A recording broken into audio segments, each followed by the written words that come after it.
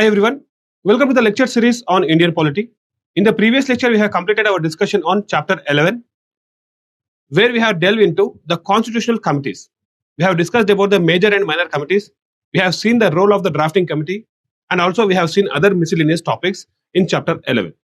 So today we are moving to chapter 12. The concept of chapter 12 is types of majorities in the Indian Parliament or types of majorities in the Indian Constitution, right? So presently we are in lecture 16, and the title of the chapter 12 is Unveiling the Varieties of Majorities in the Indian Constitution. Unveiling the Varieties of Majorities in the Indian Constitution. So presently we are in volume 1, unit 2 and chapter 12, right? So under chapter 12 we are going to discuss 5 important sections, 5 important topics. They are, the first topic is types of majorities, simple majority, effective majority, absolute majority and special majority. So the glimpse of all the available or all the mentioned majorities in the constitution will be looked at in the first section. So in the first section we are going to see the snapshot of all the majorities which are there in the Indian constitution. From section 2 to section 5 we are going to discuss those majorities in a detailed manner, right? So here the first section, that is titled as types of majorities. Under types of majorities there are 4 types of majorities: simple majority, effective majority, absolute majority and special majority. Again the special majority is divided into 4 different types. They are special majority under article 249, special majority under article 249, special majority under article 368, special majority under article 368. The third one is very much important. It is used only in the constitutional amendment bills which affect the federalism. In other words, the constitutional provisions, the amendment to constitutional provisions which actually affect the state's interest, So the third majority is used for all those constitutional amendment bills. Whenever there is a constitutional amendment bill which is actually affecting the federal provisions or which is actually affecting the state's interest, in that particular scenario, the majority required is in the parliament. That particular bill has to get the special majority under article 368. In the parliament, that particular bill has to get special majority under article 368. After getting passed in the parliament, in both the houses of the parliament, that particular bill is sent to the states, because here the states' interests are involved. Or the federal provisions are involved, and that particular bill after passing in the parliament has to get the nod or the consent of the at least 50% of the states. At least 50% of the states have to give okay for that particular constitutional amendment bill. Then only that particular bill become an act. So the example for this third type of constitutional amendment bill was 101st Constitutional Amendment Act of 2016. That is nothing but GST Act. Okay. So the fourth one is special majority under Article 61. Here Article 61 deals with the impeachment of the President of India. So the highest constitutional office in India, the constitution itself includes the procedure, very stringent procedure to remove the highest office in the Indian Union, right? Highest constitutional authority in Indian Union. So to remove him or to impeach him, the procedure is very stringent, and highest level of majority is required for removing the President of India.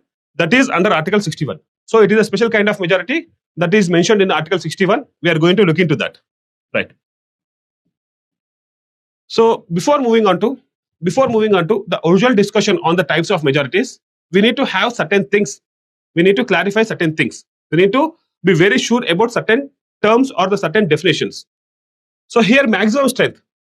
So maximum strength is the strength that is granted by the constitution for each of the houses, Lok Sabha and Rajya Sabha.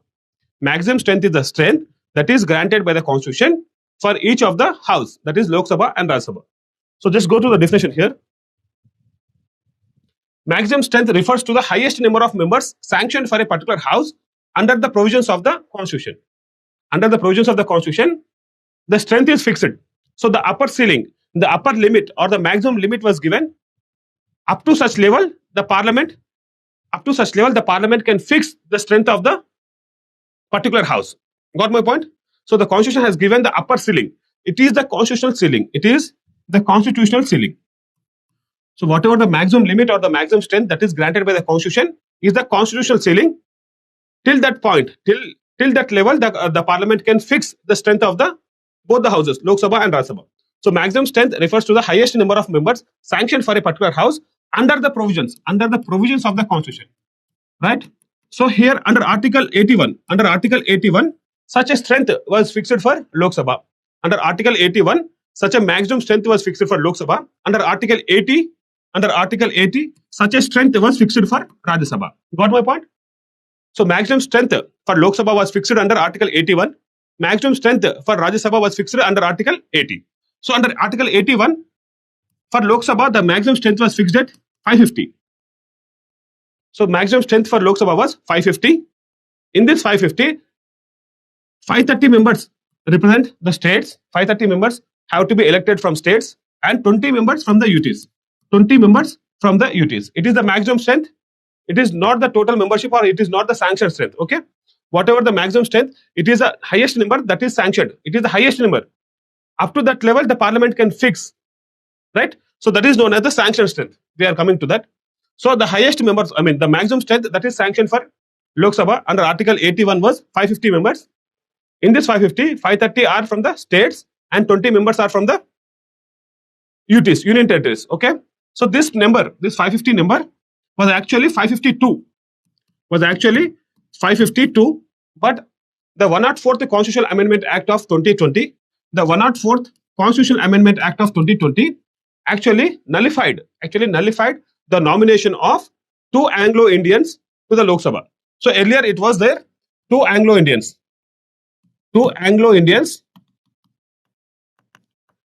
Nomination was there actually.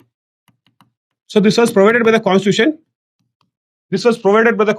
And time and again this was amended to extend such a type of nomination. But in 2020, through the 104th Constitutional Amendment Act, this 2 Anglo-Indians, the 2 Anglo-Indians nomination was nullified, removed. So with this, from 552, if we remove 2 members, the strength will come to 550. So earlier, through the Constitution, actually the maximum strength was fixed for the Lok Sabha was 552 members. But after 104th Constitutional Amendment Act, the nomination of 2 Anglo-Indians was removed. With that, from 552, if we remove 2 members, the maximum strength will be 550. Got it? So, in case of Rajya Sabha, the number stands at 250 members. So, under Article 80, the maximum strength for the Rajya Sabha was fixed at 250 members. In these 250 members, 238 represents from the states and UTs. 238 members represent states and UTs, Union Territories, and 12 members are nominated by the President of India. 12 members are nominated by the President of India across various fields. Okay, so 238 from states and UTs, and 12 members are nominated by the President of India. Got my point? So maximum strength is the strength that is sanctioned by the Constitution, up to that number, it is a constitutional ceiling. To that point, the Parliament can fix the sanctioned strength or the actual strength. Okay, so maximum strength that is defined under Article 81 for the Lok Sabha, which stands at 552 actually.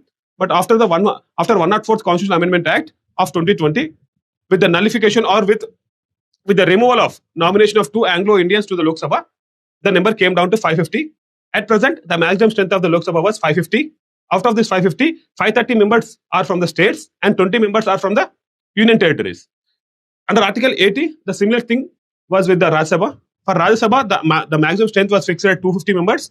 Out of these 250 members, 238 members represents states and Union Territories, and 12 members are the nominated. 12 members are the nominated members by the President of India. So this is in relation to the maximum strength. Now sanctioned strength. So sanctioned strength is a strength which is sanctioned at any point of time. At a particular point of time, what is the actual strength of the particular of that Lok Sabha? That is the sanctioned strength. Sanctioned strength means the actual number of seats presently provided for a house within the maximum limit allowed by the Constitution. The sanctioned strength represents the actual number of members, actual number of seats presently provided presently provided for a house within the maximum limit allowed by the constitution. Let me clarify this. Right. Right. Like if you say Lok Sabha, for Lok Sabha, the maximum strength was after 104th Constitutional Amendment Act, it was 550. Right. So from till this point of time, I mean till 550 members, the parliament can set any of the members, any of the strength as a sanctioned strength. This is the maximum strength. Maximum strength. So the parliament may fix 450 members. Parliament may fix 450 members as the actual strength. So here 450 stands, right? So within the constitutional arrangement of the maximum strength, the parliament can fix the sanctioned strength. So this is stands as the sanctioned strength or the actual strength. Sanctioned strength or the actual strength. So sanctioned strength represents the actual number of seats that are granted to a particular house at a particular point of time. At a particular point of time, whatever the number of seats that are granted to that particular house within the constitutional limit, that is known as the sanctioned strength. Got my point? So maximum strength is defined in the constitution itself, whereas the sanctioned strength is decided by the Parliament of India, and it has to be up to maximum strength. So it can set the maximum. I mean, it can set 550 also. So it can reach up to the maximum strength, but not beyond that. So sanctioned strength is any number up to the level of the maximum strength. Beyond which the Parliament has no authority to set that. Beyond which the Parliament has no authority to set the sanctioned strength. So sanctioned strength is the strength. Sanctioned strength is the number of seats that are allocated to a particular house at a particular point of time. Got my point? Right. So sanctioned strength means the actual number of seats presently provided for a house within the maximum limit allowed by the constitution. This is the definition. Just go to that. Sanctioned strength means the actual number of seats presently provided for a house within the maximum limit allowed by the constitution. Within the maximum limit, that is 550 for Lok Sabha, up to which the Parliament can set that number. So now presently in case of Lok Sabha, the Parliament has set 543 members as the sanctioned strength. So the total membership of the house at present is 543 members. Sanctioned strength or total membership of the house, both are interchangeable and one and the same. So in case of Lok Sabha, the sanctioned strength is 543 members. Out of this 543 members, 530 members are from the states and the unit states. 530 members are from the states and 13 members are from the union territories. So out of the maximum strength was 550, but the sanctioned strength for Lok Sabha was 543. Out of this 543, 530 members represent states, 13 members represent UTs. So actually in the maximum strength, 530 from states and 20 from union territories. So the Lok Sabha, the Parliament did not give the 20 seats to the union territories. It has given only 13 seats. To the union territories. With that, the sanction strength came down to 543. Sanction strength is less than the maximum strength because there is no full representation for the union territories. Although the constitution has given the 20 seats for the union territories, the Parliament has sanctioned only 13 seats for the union territories. With that, actually the number came down to 543. So at present, the sanction strength for the Lok Sabha is 543 members, in which 530 members are from the states and 13 members represent union territories. Got it? So in case of Rajya Sabha, it is 245 members. So the maximum strength for the Lok Sabha is 250 members, but the sanction strength for Lok Sabha is 245 members.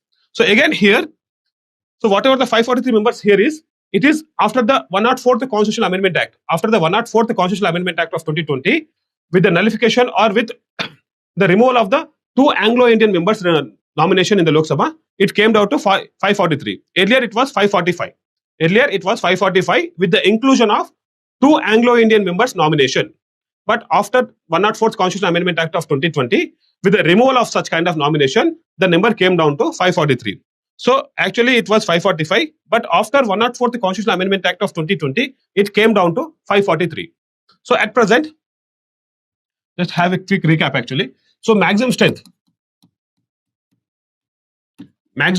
for Lok Sabha is after 104th Constitutional Amendment Act, it is 550. For Rajya Sabha, it is 250. Got my point? Whereas the sanctioned strength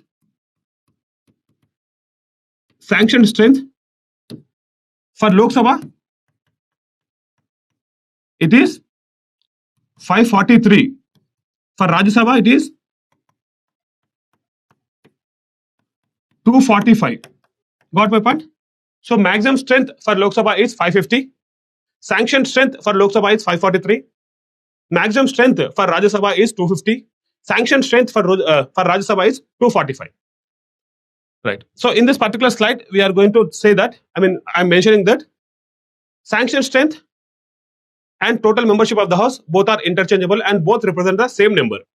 So sanctioned strength is also known as total membership of the House. Total membership of the House. This terminology, total membership of the House, is to be used by us in the formula.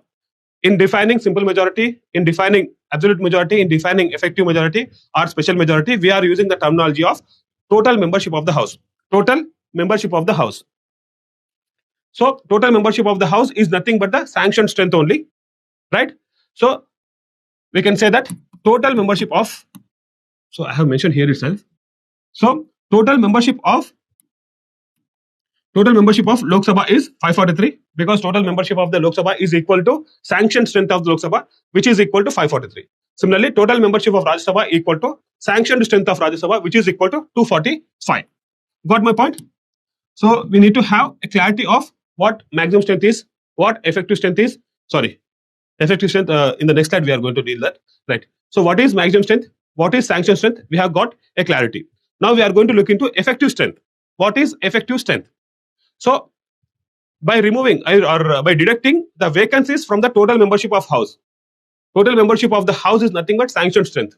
So from the sanctioned strength, if there are any vacancies, if we deduct from the total membership of House those vacancies, the effective strength we will get. So effective strength of the House refers to total membership of the House. Effective strength of the House refers to total membership of the House after deducting vacancies. If there are any vacancies occur because of the death, resignation, right? By declaring that the particular election is void by the Supreme Court or High Court.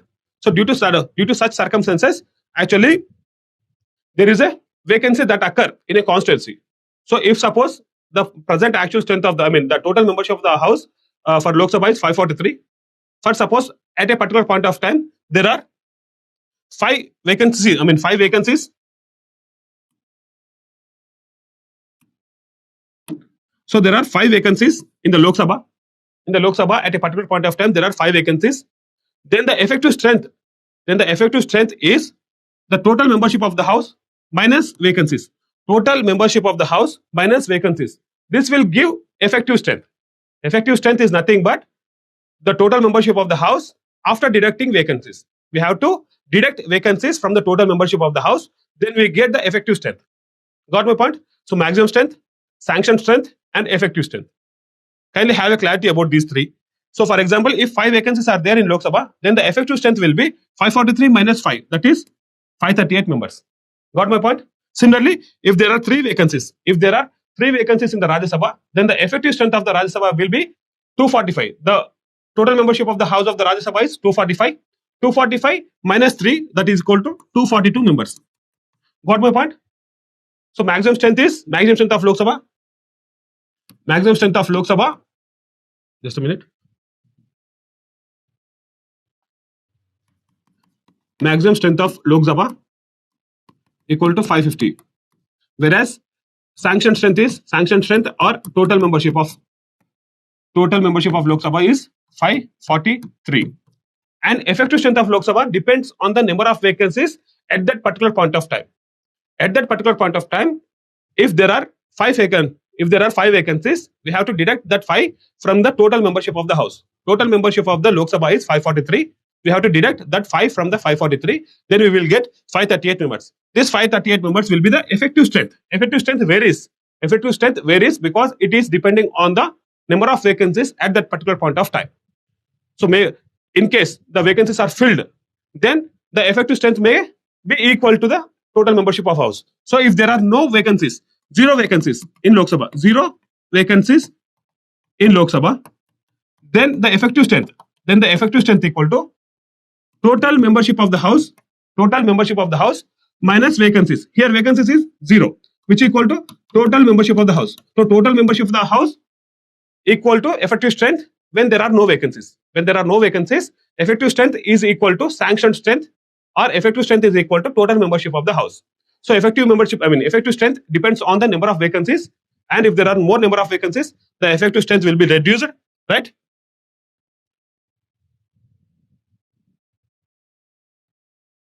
Right. So now, till now we have completed our discussion on maximum strength, sanctioned strength, and effective strength. Now we are going to deal three other terminologies. They are vacancies. So vacancies refer to, just go to the definition one.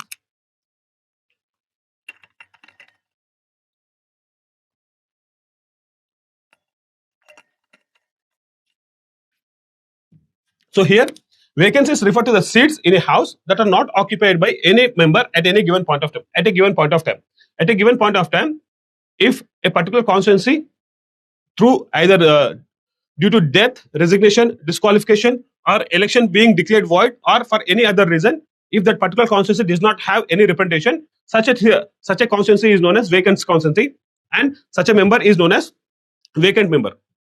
So vacancies refer to the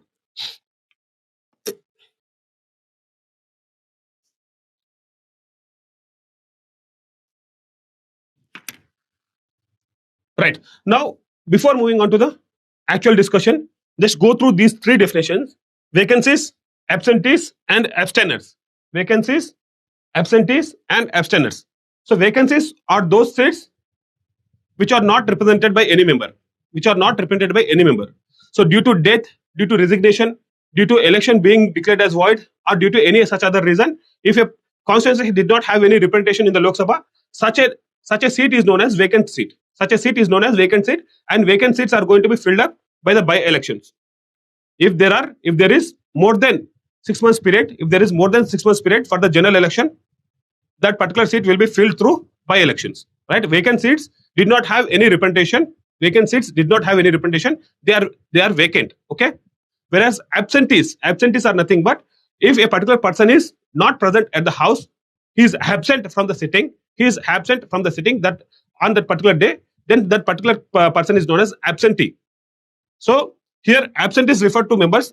Refer to members who are official members of the house but are not present in the house at the time of voting. At the time of voting, if they are not present in the house, they are known as absentees.